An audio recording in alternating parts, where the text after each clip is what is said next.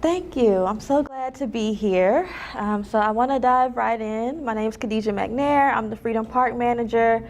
I would be remiss to say that we celebrated Father's Day yesterday, and two of the most amazing fathers in my life are here. So I want to give them a quick shout out. My father is here, and my husband, Rashard, is also here. We have two beautiful daughters. So thank y'all so much for being here. And now I will dive in. So I manage Freedom Park. I also work with the North Carolina African American Heritage Commission. Today in my presentation, I'll be exploring the significance of Juneteenth and how it connects to North Carolina's unique emancipation story. But first, before I dive into that part, I do want to talk a little bit about what the African American Heritage Commission is and my work as the Freedom Park manager. So the African American Heritage Commission of North Carolina is a state entity. It was created by legislative action about 8 years ago, and we operate under the Department of Natural and Cultural Resources. We serve with a mission to protect, promote, and preserve African American history, art, and culture for all North Carolinians. We do this work internally, so we support our colleagues in state historic sites, in the state museums, and state parks. But we also do this work externally, so we connect with small museums or African American churches or schools to share this knowledge around African American history, art, and culture in North Carolina. So we do have some key initiatives that are represented back here on the left side of the screen. So we do have an initiative called Oasis Spaces, and that is all about Green Book sites in North Carolina. You can access that online. It shares where all the Green Book businesses were. So these spaces where African Americans were able to visit as they traveled throughout our state during the Jim Crow era. We also have the African American Music Trail. So that is also an online resource that highlights African American musicians in our state, as well as genres of music that have come out of African American communities. We also have the Civil Rights Trail, which is a community-driven marker program. So folks in different communities can apply to have a marker placed in their neighborhood that highlights a protest or a demonstration or an activist that lived in their neighborhood, as well as the Africa to Carolina initiative. And that is a program that maps the disembarkation points of enslaved Africans in North Carolina. So we do know that there were ships where enslaved people from Africa were forced into our state on the coast of our state. And so currently, we're in the phase of that project where we're engaging educators. So just last weekend, one of my colleagues took a group of K through 12 teachers to areas around Winnebago, North Carolina, where they talked about that history. We also have the Freedom Roads Project, which is a resource that highlights all the spaces in our state where enslaved people sought freedom, as well as Freedom Park, which is my domain. So I want to talk a little bit about what that space is. So as I mentioned, all of the other initiatives are online or maybe printed materials. Freedom Park is the only physical space that the commission manages. Freedom Park is a 1-acre site in downtown Raleigh that celebrates the African American struggle for freedom in North Carolina. So it was 20 years in the making. It's pretty new. It opened officially in August of 2023. And it was created because people in North Carolina wanted to see a space in our state's capital that acknowledged African American history in North Carolina. There had not been one. If you visit the Capitol grounds, just a block up from Freedom Park, you'll see all these beautiful monuments, but none of them speak to Black folks. And so Freedom Park was created. By 2015, $7.1 million was raised for this park's construction, and it was officially opened in August of 2023. If you visit the park, you'll notice that it has two main features. There are the Voices of Freedom. So as you can see, there are these words inscribed on the walls from 20 Black North Carolinians who advocated for freedom in our history, as well as the Beacon of Freedom, which is the 45-foot tall statue in the center. So I serve as site manager for this space. So that means that I organize field trips for all the students that come to downtown Raleigh every year. I think it's over 300,000 fourth graders we see every year. I organize those field trips. I organize events and programs. So this month we are having 2 Juneteenth events in Freedom Park. I do also lead tours of the space. and of course also site maintenance, so making sure it stays pretty and nice as well. And all the programs that we do at Freedom Park center this history of the struggle for freedom in North Carolina by Black folks. So that's my little spiel about my work. And now I want to dive into why we're here. So I'll be talking today about Juneteenth and its connection to our state. But before I dive into that, I do want to make a little bit of a note about language. So as I talk through this history today, I'll be using certain words. So words like enslaved people or enslaver. And I do this to acknowledge the humanity and the people who experienced slavery. So of course we have heard words like slave and master, and that's what we were taught to say. But we want to make sure that we understand that slavery was a condition that was forced upon people. And we want to recognize that they are people first. So they are enslaved people. And we also want to place that action, place that blame, right? So when we talk about the masters or the slave holders, we call them enslavers. Also, similar to that, instead of saying fugitive or runaway, I'll say freedom seeker, because we understand that freedom is a human right, and all the folks who were escaping slavery and taking their freedom back, they were not criminals. Even though they were criminalized, they were taking that human right of freedom, so we call them freedom seekers. So what is Juneteenth? So Juneteenth today is a national holiday that commemorates the end of slavery in the United States. But Juneteenth is a shortened version of saying June 19th. And we know that on June 19th of 1865, Union soldiers arrived in Galveston, Texas to announce freedom. And this was 2.5 years after the Emancipation Proclamation. So when slavery ended, or when the Emancipation Proclamation was enacted in January 1st of 1863, it was only freed the people who were in Union-occupied territory. So in North Carolina, that was places like maybe Elizabeth City and Beaufort, and it would take the Union soldiers moving through the South to let folks know and take back that land that they were now free. And so June 19th recognizes that the people in the deepest parts of the South, in Galveston, Texas, finally heard of their freedom.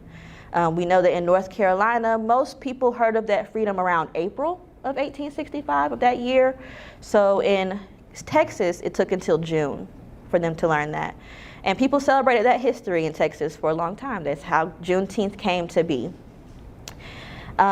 So in North Carolina, that history of emancipation and when people celebrate it is a little bit different. So I do want to dive into that. So before I get really deep into these individual stories of people who were enslaved and sought freedom, I want to recognize that people who were enslaved in North Carolina were never passive. They were constantly resisting through the entire history of slavery. We know people were resisting in covert and overt ways. People were, of course, escaping. They were sabotaging or slowing down their work, either seeking these small moments of freedom or these larger moments of freedom. So emancipation was not a moment, but a long journey, and it was shaped by war and resistance and resilience. So for generations, enslaved people in North Carolina sought freedom in a diversity of ways. These individuals used covert and overt resistance to subvert bondage, and in many cases leveraged North Carolina's rich landscape. So in the forest, people would find time to hide or find time to worship under these trees where they were unseen. In the waterways, people would get on boats, sneak onto boats to escape to freedom. And also the swamps. We know there were these maroon communities where enslaved folks would go into and find some moments of freedom. So people were always claiming either a small piece or a larger piece of freedom as they could. And ultimately, enslaved people did not wait for liberation to achieve it. And understanding this will help us to understand North Carolina's Juneteenth story. So now I will discuss individual stories of emancipation. And I want all of us to understand that these stories are honorable and amazing, but they are not unique. We know that over 360,000 people experienced emancipation in North Carolina. And research has been done on many of those folks, and we know what people experienced, but we also don't know a lot about many of those folks. So the stories I'm sharing with you, I have researched and I've been really inspired by, and they help me to think about the significance of Juneteenth and celebrating emancipation in North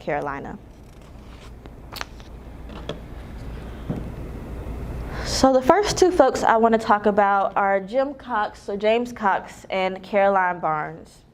So I'll start with Caroline.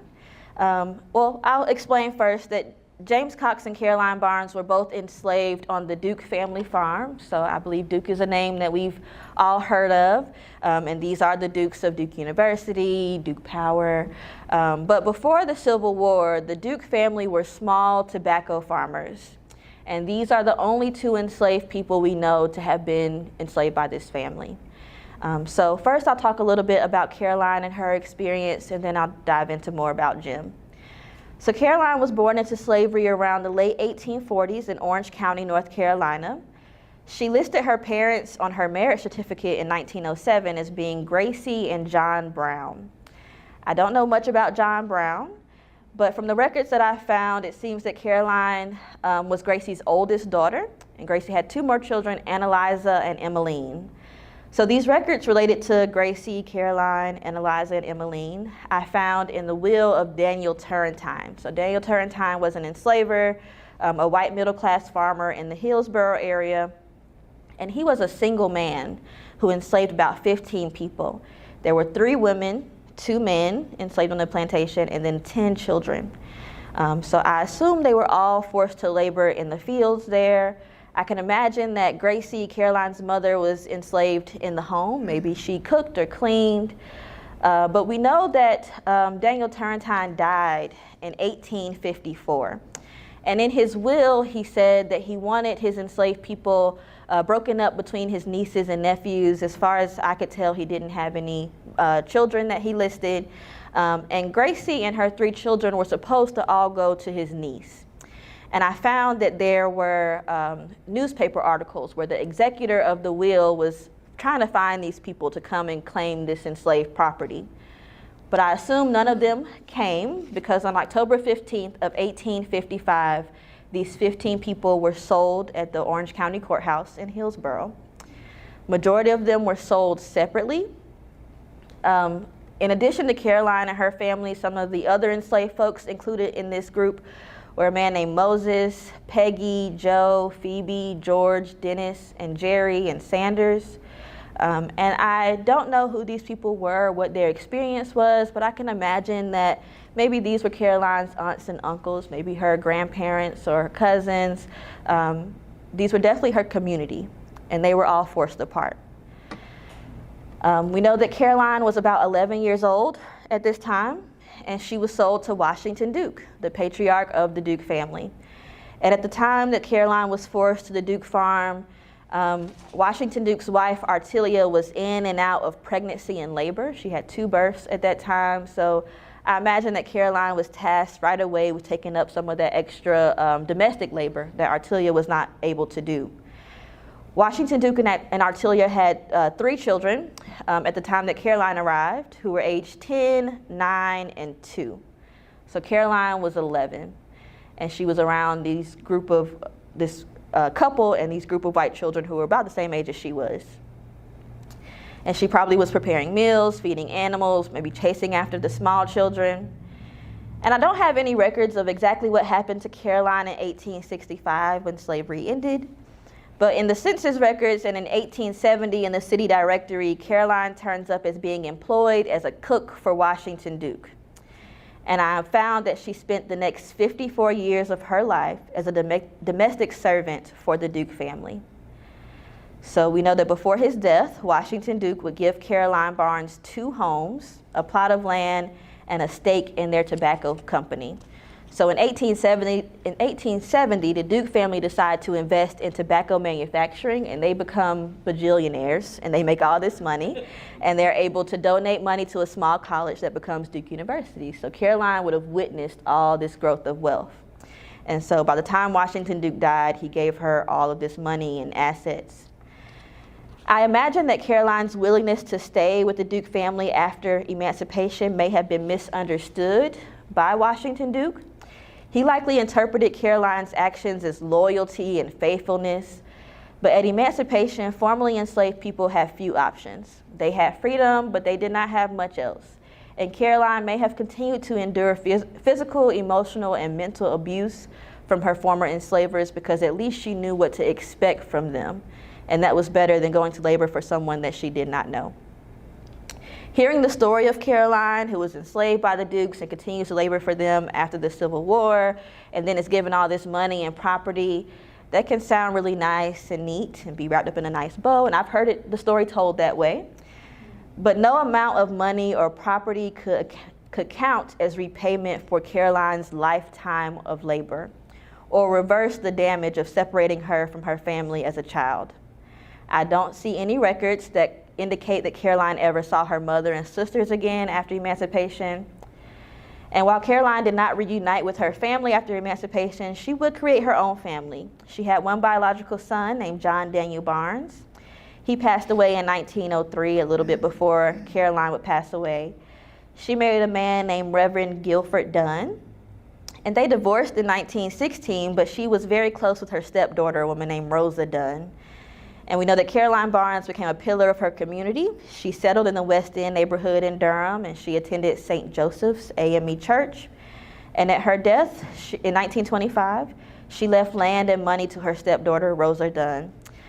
She also left a large amount of her assets to Lincoln Hospital in Durham, which is the first Black hospital for folks in that area. So now I'll talk a little bit about Jim. So Jim, well, when Caroline was enslaved on the Duke plantation, she probably hardly ever encountered other enslaved people until Jim came along. So Jim was there in 1863.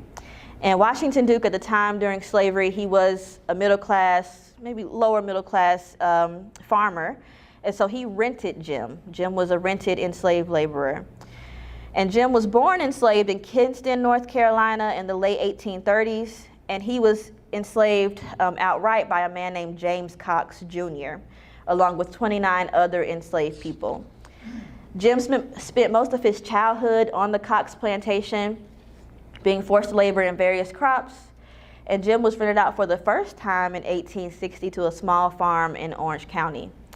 From that point on, he was consistently rented out on a year-long contract. So these contracts were often signed on New Year's Day and went until Christmas. Jim likely experienced anxiety or sadness as he waited for the unknown. Essentially, every year he had a new enslaver, someone that he did not know. He might not know how violent they would be or how they might abuse him. And he likely also missed his family. He was away for a year at a time. Unlike enslaved people who were sold, enslaved people who were rented faced the constant and consistent emotional trauma of family separation. He was likely extremely lonely and isolated because in most places he went, he was the only enslaved person there. And people who rented enslaved labor were often small farmers who could not afford to enslave people outright.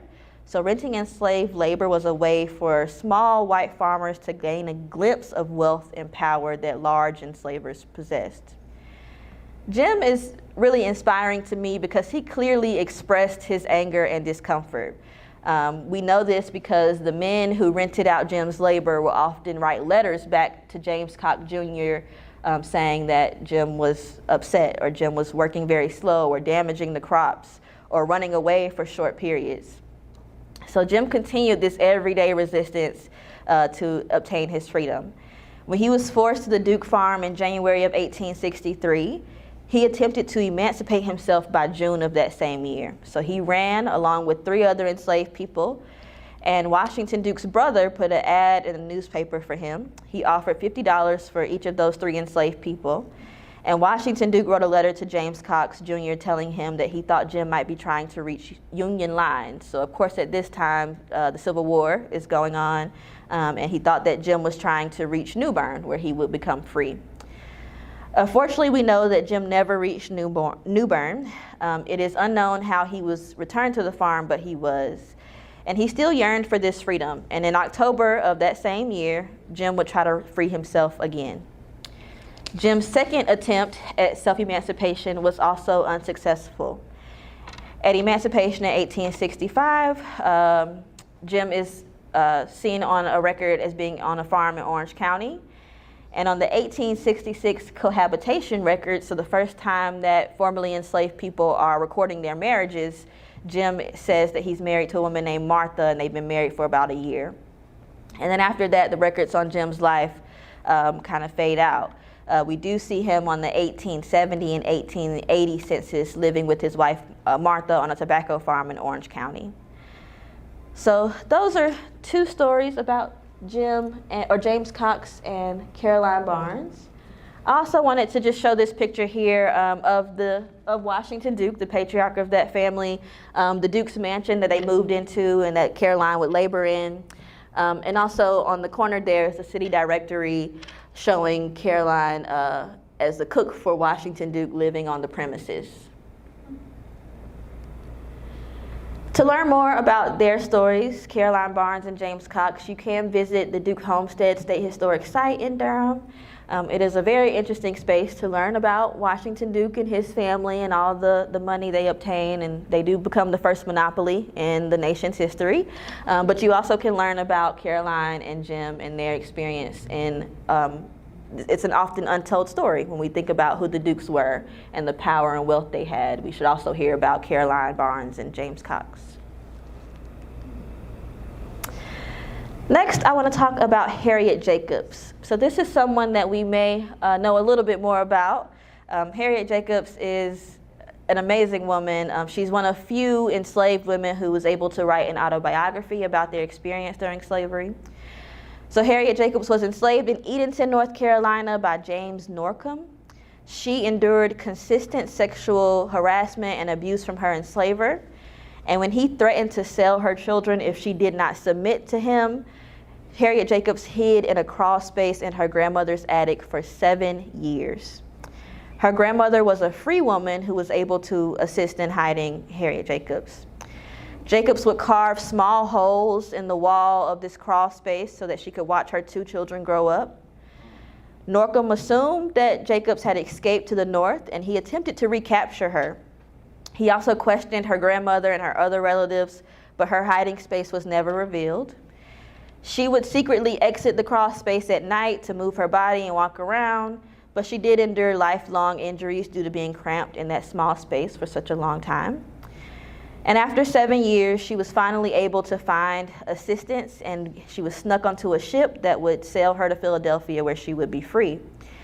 She lived under constant anxiety and paranoia that Norcom would find her and recapture her, but he never did, and she lived through the end of the Civil War, and she was reunited with her 2 children.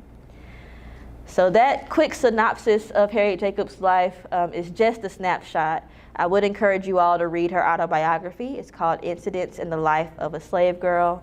Harriet Jacobs is definitely someone that I think that we should learn about in school. She's a really amazing person. And if you want to visit the space where Harriet Jacob lived, you can visit the Edenton State Historic Site. And a part of that State Historic Site is the Chowan County Courthouse. So the courthouse is pictured here on my right side. And this is actually a picture of an art installation that was placed there to honor Harriet Jacobs about a year ago. But this courthouse is the physical space where Jacob's grandmother bought her freedom, and where her grandmother also was able to purchase the home that Harriet would end up hiding in for 7 years. Now I want to talk about Mary Walker, whose experience is somewhat similar to Harriet Jacobs. So Mary Walker was enslaved by the Cameron family. If you have not heard of the Camerons, they were one of the largest enslavers in North Carolina. In North Carolina, they owned about 30,000 acres of land and enslaved 900 people right here in this state, kind of spanning out from Durham County and Orange County. They also owned a piece of land and a plantation in Raleigh, and they had a plantation in Alabama and in Mississippi. So we know that by 1860 or so, they enslaved at least 1,180 people totally at one time. So thousands of people were enslaved by this one family. But Mary Walker was enslaved on the Cameron's plantation in Raleigh. So if you've been to Raleigh, you probably have heard of Cameron Village, where there are stores and shopping centers now. And this is where this plantation house once stood. So Mary Walker was likely the 3rd generation of her family to have been enslaved by the Camerons. And her mother was enslaved in the homes of the Cameron family. She was a domestic servant to them. And so when Mary Walker was born in 1818, she was also trained to be an enslaved domestic servant. She worked very closely to the people who enslaved her, and we know that she would face sexual violence by an unnamed white man. She would have 3 children while she was enslaved, who were all described as being able to pass for white. Mary Walker was an enslaved servant to the Cameron's daughters. So there were 4 daughters, and the Camerons were so wealthy during this time, they traveled all the time, and they took Mary Walker with them on these trips, and they would go back and forth to Philadelphia in the summers. And of course, Philadelphia is in Pennsylvania. That was a free state.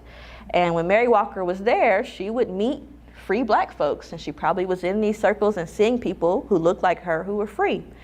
But we know that she would go back and forth on these trips to Philadelphia. She probably did not risk taking her freedom right away because she had 3 children and her mother who were enslaved here in North Carolina. On that 3rd trip to Philadelphia, or that 3rd or 4th trip, we're not really sure how many times she had been there, in 1848, the Camerons say that there was some type of argument or disagreement, and Duncan Cameron threatened to sell Mary Walker's oldest child, her son. And so they would send Mary Walker on errands by herself while she was there. They were very confident that she would return. And so they sent her on an errand, and she walked out of the front door of their home in Philadelphia, and she never came back. And although she had not escaped on these trips prior, of course, she took this risk, believing the Camerons were threatening to sell or separate her family. And doing this, she was separated from her children. We know that she tried to do many things to see her family again. She tried to buy her children from the Camerons. She wrote a letter to them asking to purchase her children. The Camerons ignored her letter. She tried to hire someone to travel down to North Carolina and purchase or capture her children and bring them back up north, and that was unsuccessful. And then at the end of the Civil War, there was a soldier who walked to the front door of the Cameron house, and he had heard of Mary Walker and her story, and he asked if she had any children who were living there. And 2 of her children were still there, and they were reunited with their mother. But that was 17 years later. They spent 17 years apart. So Mary Walker would settle in Cambridge, Massachusetts, and she was a very skilled seamstress, and she made a lot of money that way. And she was able to purchase her home, which is here on this side. And today that house is still standing, and it is a building used on Harvard University's campus. So I believe it's a distance education building today, but that's really cool. So the next person I will talk about is Morgan Latta. So Morgan Latta was also enslaved by the Camerons. And as I mentioned, their plantation was so vast, Morgan Latta and Mary Walker probably never knew each other. But Morgan Latta was enslaved on the portions of the Cameron plantations that were going towards Granville County. And he was born into slavery. His family was probably enslaved there for generations. And Reverend Latta also wrote an autobiography about his life. It's called The History of My Life and Work, and you can find it online.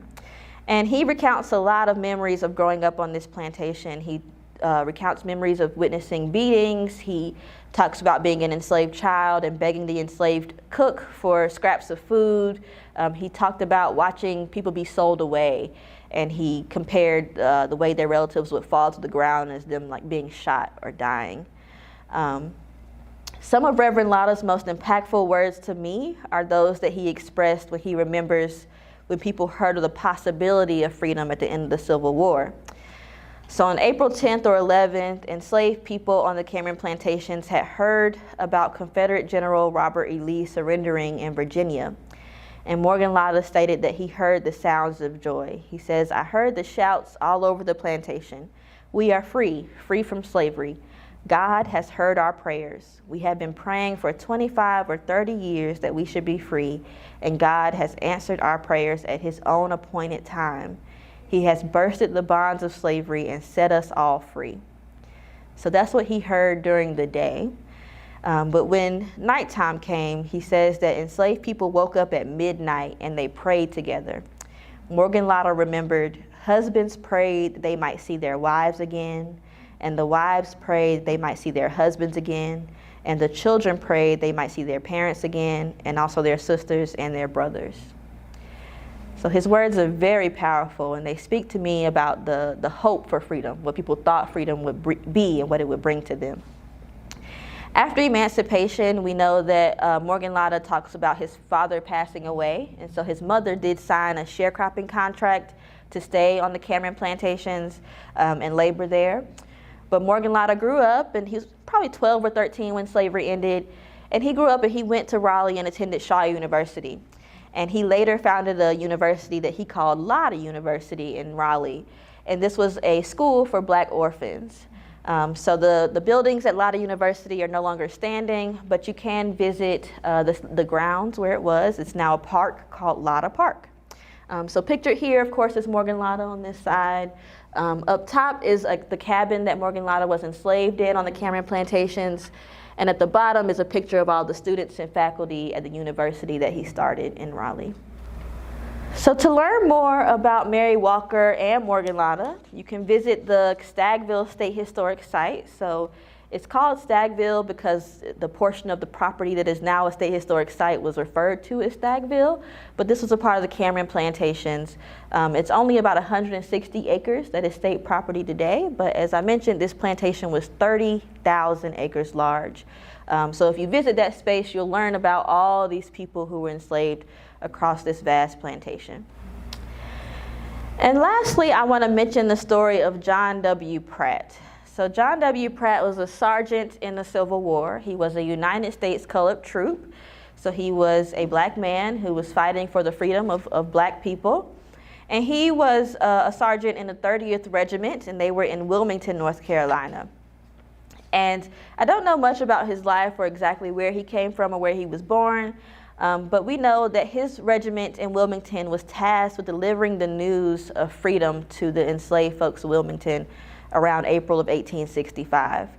And after having done that, Sergeant Pratt was so moved that he wrote a letter to the Christian Recorder newspaper describing what that was like and what he saw. So this is a quote from that article. He said, "At the appearance of our troops, the people gathered. I noticed an old man and woman singing and giving God the praise to see this day. They thanked God that the day had come when they were not to be driven to the market to be sold as sheep. The children shouted and clasped their hands. I was indeed speechless."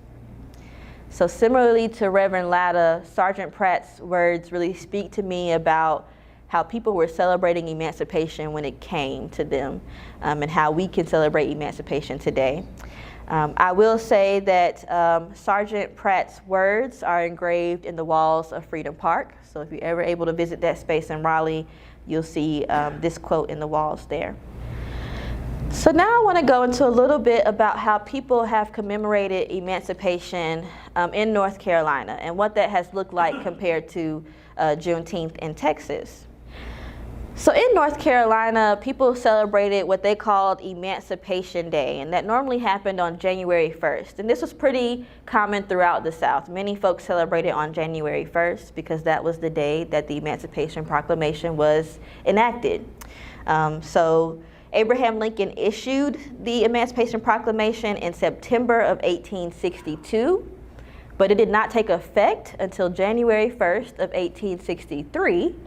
But that only freed a few people in North Carolina in those Union-occupied spaces, so New Bern and spaces like that.